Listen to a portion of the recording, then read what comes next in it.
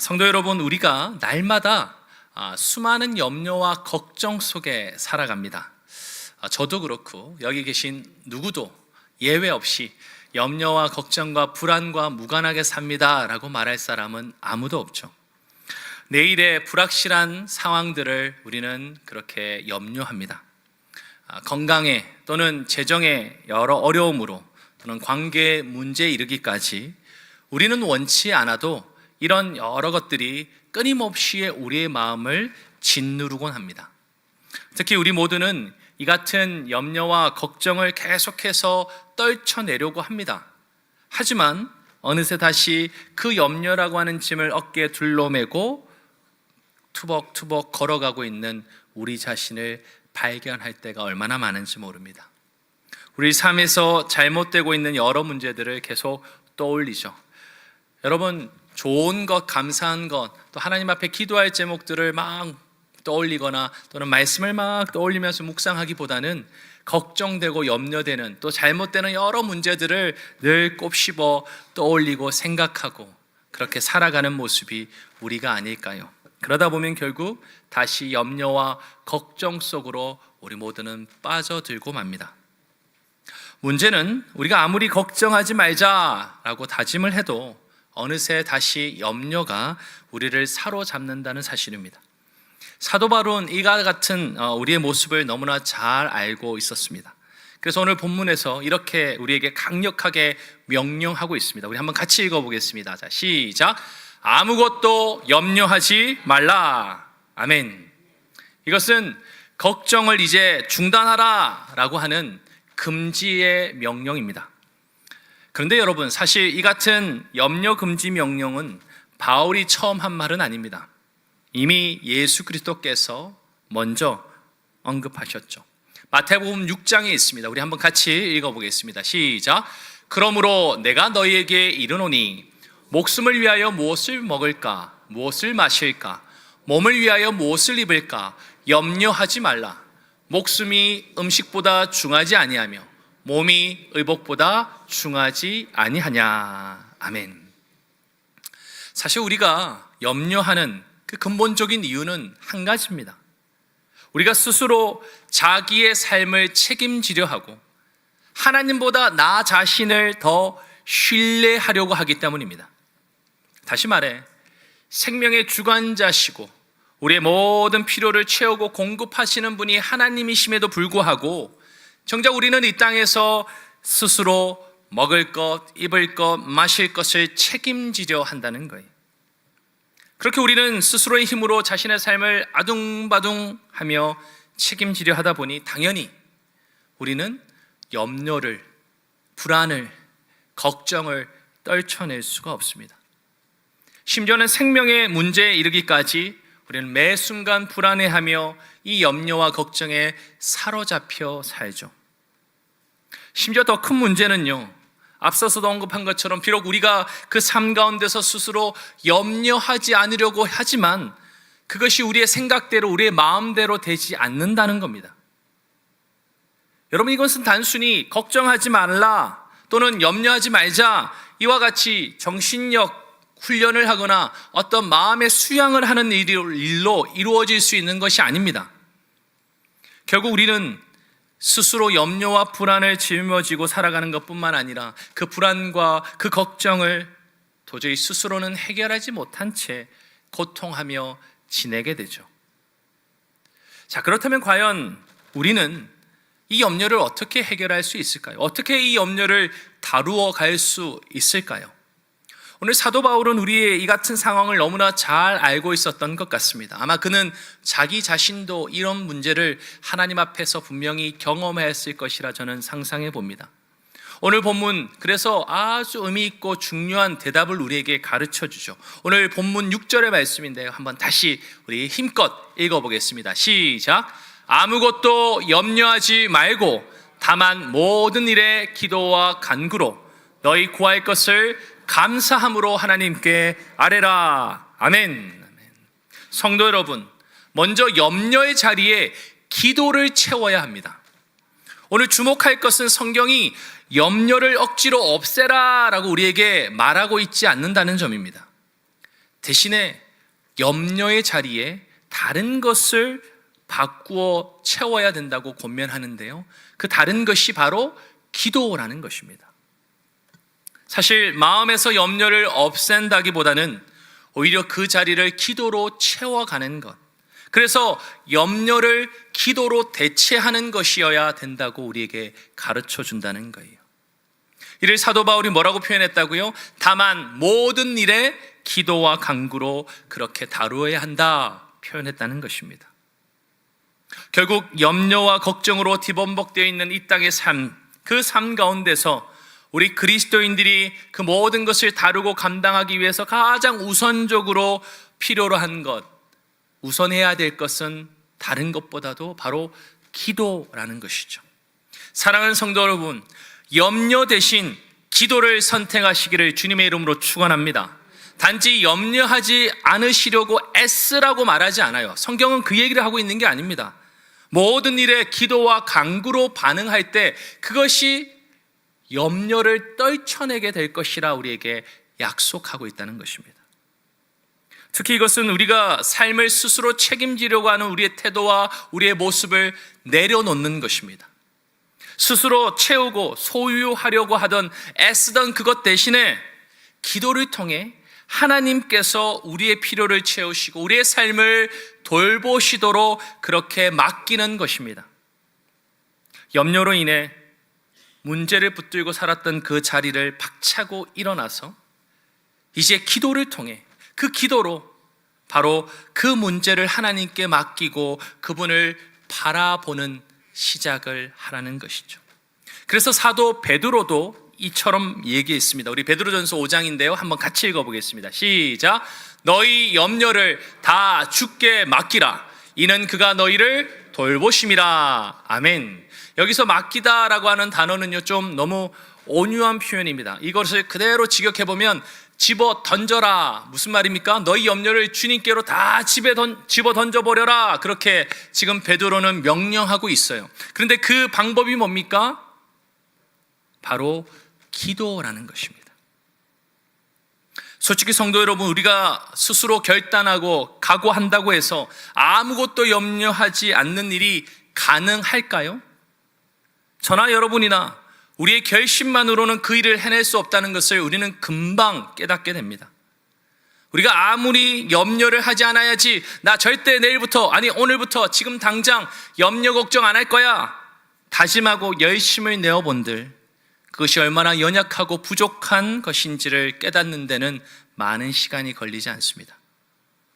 마치 용수철을 늘려보시거나 아니면 용수철을 막 이렇게 작게 줄여서 꼭 힘을 줘서 줄여보시면 어떤 일이 벌어집니까? 손을 놓자마자 그것이 다시 늘어나거나 다시 줄어들면서 제자리를 찾아가죠. 마치 그것처럼 우리가 각오와 다짐만으로 그 일들을 다루려고 하면 곧바로 제자리로 돌아가 버리는 일을 우리는 깨닫게 될 것입니다. 그것도 오랜 시간이 걸리지 않고서 말이죠. 그래서 사도 바울은 빌립보 교인들을 비롯해서 저와 여러분 우리 그리스도인들에게 아무것도 염려하지 말라라는 말을 명령한 이후에 곧 이어서 뭐라고 말했냐면 다만 모든 일에 기도와 간구로 감당하라 명령했던 것입니다. 그런 점에서 우리가 열심히 기도 생활을 하는 건 너무나 유익한 것입니다. 특별히 오늘 말씀을 우리가 바라본다면 그렇게 우리가 합당한 기도의 생활을 해갈 때 삶의 모든 상황을 선하고 전지전능하신 그 하나님께 의탁하고 맡기게 된다는 거예요. 사랑하는 성도 여러분, 염려를 이기는 힘은 내가 스스로 결단하고 각오하고 열심을 내는 것이 아닙니다. 바로 우리의 시선을 주님께로 돌리고 그분께 기도하는 것입니다. 한편 사도 바울은 이 같은 기도 생활을 오늘 본문을 보시면 기도와 간구라고 표현하고 있어요. 자, 어떤 면에서 이것은요, 예수님께서 제자들에게 가르쳐 주셨던 주기도문에 포함되어 있는 이 기도의 모범을 잘 닮아 있다 말할 수 있습니다. 마태복음 6장을 보면 예수님께서 친히 이 주기도문을 언급하시는데요, 이 주기도문은 두 가지로 크게 나누어서 우리가 이해할 수 있습니다. 한 가지가 뭡니까? 먼저 하늘에 계신 우리 아버지의 뭐가요? 이름이, 그리고 나라가, 그리고 그분의 뜻이 이루어지고 세워지고 거룩하여지기를 그렇게 기도하는 것 아닙니까? 즉 하나님 아버지의 것을 위해서 우선적으로 기도하는 거죠. 그리고 이어서 우리에게 필요한 것들, 즉 일용할 양식, 죄사함, 그리고 시험과 악으로부터 하나님 건져 주십시오 라고 하는 우리의 필요를 간구하는 것입니다. 따라서 우리가 그리스도인들의 기도 생활은 하나님을 향한 기도와 또 우리를 위한, 우리 자신을 위한 간구, 이 두 가지가 균형 잡히게 이루어져 가는 모습이라 말할 수 있습니다. 그래서 사도 바울은 오늘 본문에서 염려와 걱정으로 가득 찬 우리의 인생의 모든 일에 대해서 뭐라고 말한다고요? 기도와 간구로. 염려하지 말라. 그러나 그것을 염려하지 않기 위해서 열심히 뭔가 우리가 힘을 쓰고 각오를 하고 결단하는 것이 아니라 기도와 간구를 통해 우리의 기도 생활이 균형 있고 아름답게 세워지도록 하는 것을 가르치고 있다는 거죠. 자, 그런데 성도 여러분, 사도 바울은 여기서 끝나지 않습니다. 여기서 아주 중요한 한 가지 더, 그 한 걸음을 더 나아갑니다. 이런 기도 생활에 있어서 우리가 가장 근원적으로 가져야 될 모습이 있는데요, 그것은 바로 감사입니다. 오늘 본문 6절 하반절인데 우리 한번 같이 읽어보겠습니다. 자, 큰 소리로 읽습니다. 시작. 너희 구할 것을 감사함으로 하나님께 아뢰라. 아멘. 그러니까 결국 우리 그리스도인들의 신앙생활, 아니 기도 생활은 감사를 바탕으로 한다는 겁니다. 즉 기도라고 다 같은 기도가 아닙니다. 감사라고 하는 이 기초 위에 세워진 기도를 드리라 우리에게 말하고 있다는 거죠. 여러분, 마치 높은 빌딩을 잘 튼튼하게 짓기 위해서는 오랜 시간 동안에 이 기초 공사를 해야 되지 않습니까? 그 기초 공사를 얼마나 튼튼하게 했냐에 따라서 얼마나 높은, 얼마나 큰 빌딩을 세울 수 있느냐가 결정됩니다. 마치 그와 같이 우리가 염려를 떨쳐버리고 건강한 기도 생활 가운데 나아가기 위해서는 바로 이 감사라고 하는 기초 공사를 이루어 가야 한다는 거예요. 즉 우리가 하나님께 나아가 그분께 우리의 삶의 모든 것을 다 아뢰어야 하는데 그 모습과 그 태도는 다름이 아니라 감사함으로라는 말입니다. 자, 그런데 아마 여기도 누군가가 계실지 모르겠습니다. 아, 목사님, 문제가 아직 해결되지도 않았는데 어떻게 감사부터 하라는 겁니까? 이런 질문을 할 수 있을 겁니다. 자, 그런데 여러분, 바울이 지금 말하고 있는 이 감사는 상황이 좋아서 하는 그런 결과적인 감사를 말하는 게 아닙니다. 우리 자신이 보기에 좋아 보이는 것이라서 감사하라는 말이 아니란 말이죠. 결과와 상관없이 시작부터 끝까지 하나님께 올려드리는 우리의 모습, 우리의 태도가 감사라고 가르치고 있는 겁니다. 그렇게 감사로 나아갈 때 하나님께서는 우리의 삶의 모든 일에 염려와 걱정과 불안을 떠나가게 해 주실 줄 믿습니다. 그리고 더 나아가서 감사를 우리의 기도 가운데 품어낼 때, 그 기도 속에 우리의 감사를 담아낼 때 하나님의 평강이 그리스도 예수 안에서 저와 여러분의 마음과 생각을 지켜 보호해 주실 줄 믿습니다. 사실 여러분, 염려나 걱정은 우리의 마음을 좀먹습니다. 염려는 우리의 마음을 갉아먹는 아주 해로운 것이죠. 그래서 염려가 우리의 마음과 생각을 헤집고 다니면 우리에게 아무리 노력해도 진정한 평강을 찾을 길이 없습니다. 온데간데 사라져버리고 말죠. 내가 일찍 잠자리에 들어서 좀 평안하게 잠을 자야지 청해보지만 그 염려가 내 마음과 생각을 헤집고 다니면 절대 그 안에서 평강을 찾을 수가 없습니다. 이런 일로 마음이 이리저리 요동치고 저런 일로 내 마음이 혼란스러워 뒹굴뒹굴 갈팡질팡 어찌할 바를 모르게 된다는 거죠. 하지만 감사함으로 하나님께 아뢰을 때 우리의 삶의 모든 근심과 걱정과 염려의 독은 깨끗하게 씻겨져 버립니다. 그래서 감사는 바로 염려라고 하는 독을 해독해주는 가장 좋은 최고의 해독제입니다. 특히 이 감사함으로 기도할 때 주님 앞에 올려드리는 이 기도로 말미암아 하나님의 평강이 우리의 염려를 대체하고요, 우리의 불안과 우리의 걱정을 새롭게 변화시켜 버립니다. 캘리포니아 주립대학 교수이자 유명한 심리학자인 이 로버트 이먼스라고 하는 분이 자신의 책에서 이런 말을 합니다. 우리 한번 같이 읽어보면 좋겠습니다. 자, 시작. 마음에서 우러나온 감사는 분노, 반감, 질투, 비통함 같은 해악의 방화벽이 되어주고 상호관계를 촉진하며 친밀한 인간관계를 유도한다. 자, 이분은 심리학자니까 또 심리학적인 관점에서 우리의 감사를 표현하고 있습니다. 그런데 우리가 꼭 한 가지 이 이야기를 통해서 기억할 것은 감사가 우리 안에, 우리 내면에 있는 해악들을 막아주는 방화벽이 된다는 거예요. 감사야말로 우리 마음에 생겨난 수많은 독과 해악들을 막아주고 해결해 준다는 겁니다. 그럴 때 여러분, 저와 여러분이 하나님께 그렇게 감사할 때 어떤 일이 벌어집니까? 우리의 관점이 바뀌기 시작합니다. 우리의 시선이 문제에서 주님께로 옮겨져 가게 된다는 거예요.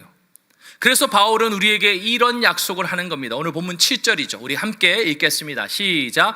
그리하면 모든 지각에 뛰어난 하나님의 평강이 그리스도 예수 안에서 너희 마음과 생각을 지키시리라. 아멘. 저와 여러분의 마음과 생각을 지키실 줄 믿습니다. 아멘. 감사함으로 드리는 기도 위에 하나님의 평강이 임합니다.